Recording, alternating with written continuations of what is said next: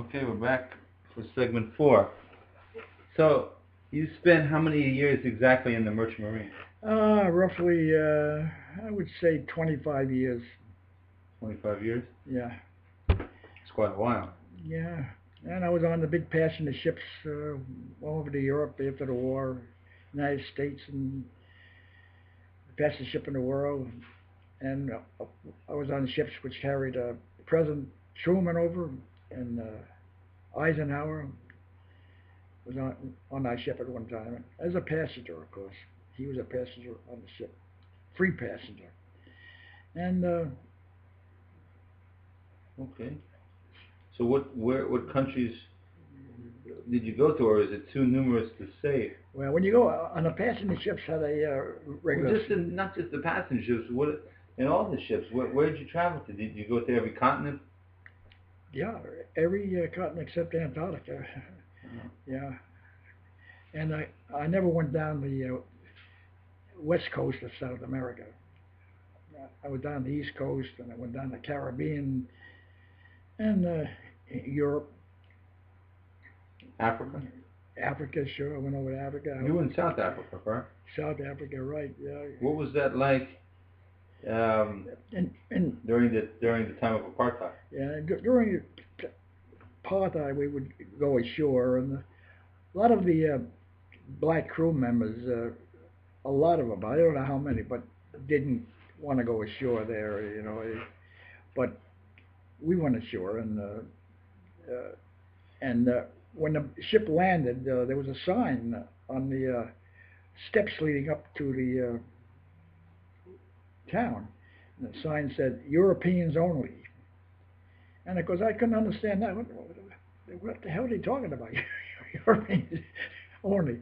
Then I realized later that Europeans meant white people, no no black people. And I went fishing there in Durban, South Africa. In Durban, went out on a pier and fishing, and they had each little section of the pier was segregated. They had the Indians and the blacks. They allowed them to go fishing, but the white people always had the best spot. Okay. Anything else that about your travels that you recall?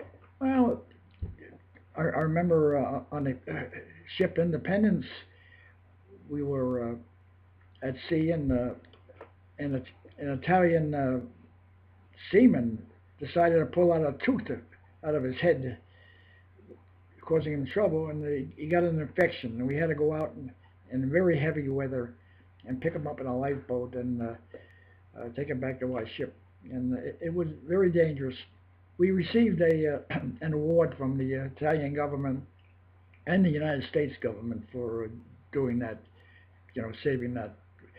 I don't know whether he saved his life, but we said the helped along to When you, save. when you first started in the Merchant Marines, you told me once that you had people that you sailed with, your colleagues or your Yeah, crew members that were old men, and some of them. right, right. I said with people in the Merchant Marine, there wasn't any age limit. During the Second World War, we had men in their 60s and 70s going to sea still. And I sailed with men who sailed before the mast at the turn of the century. What does that mean, sail before the mast? Well, on sailing ships, not ships, made of iron, sailing ships. And then when sailing ships became prevalent, And sailing ships became obsolete, don't you mean? I guess you call it obsolete, right? And that was interesting. They had a very peculiar walk.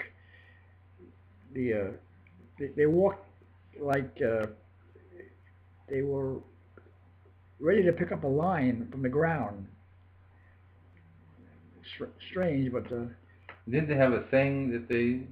hmm? Did they have a saying about the ships and the iron? Oh yeah, the old saying is, in the old days it was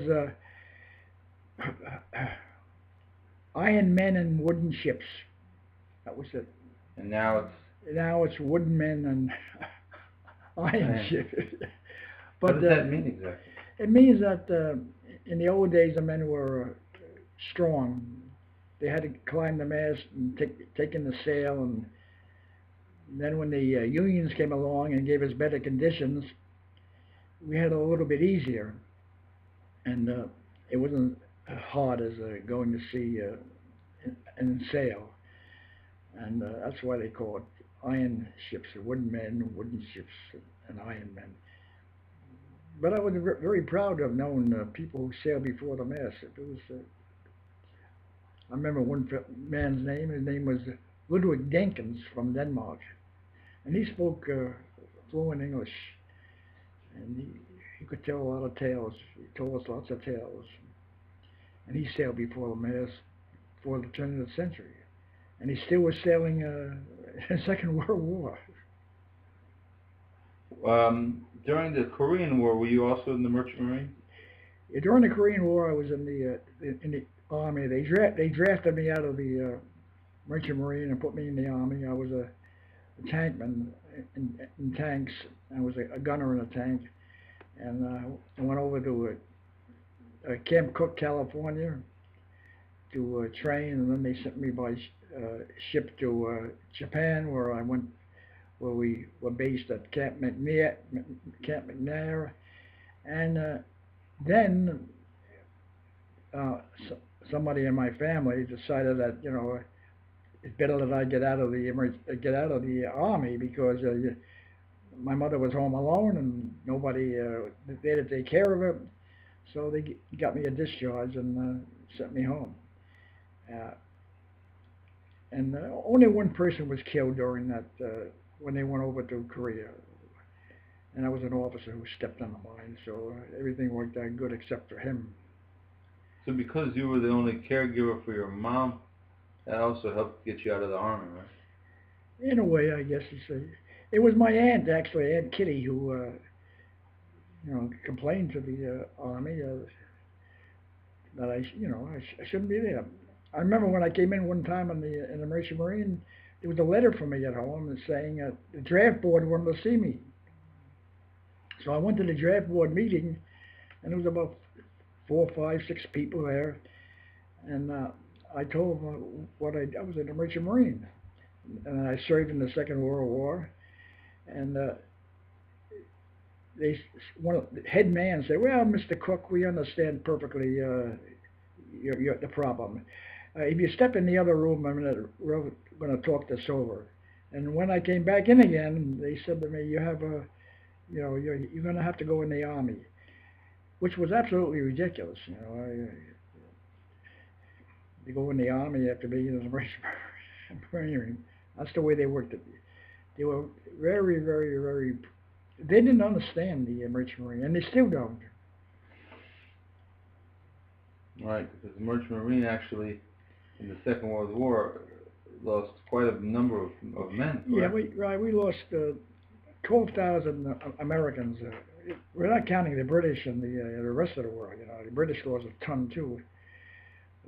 But they just didn't understand the Merchant Marine.